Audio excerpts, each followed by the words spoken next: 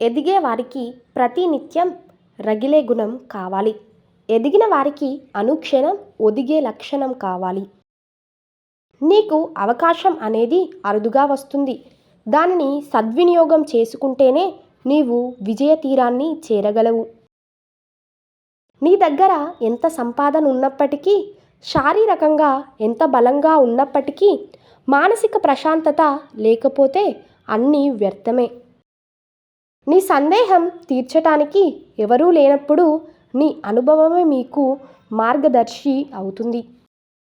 ఈ సొసైటీలో మనుషుల గురించి తెలుసుకోవాలంటే ధనం లేకుండా బ్రతికి చూడు. అన్ని సంబంధాలు వాటంతటవే బయటపడతాయి. మనం చేసే పని ఎంతమంది చూస్తున్నారన్నది ముఖ్యం కాదు, అది ఎంతమందికి ఉపయోగపడింది అనేదే ముఖ్యం. ఇతరుల ముందు భార్యతో ఎప్పుడూ గొడవ పడకూడదు.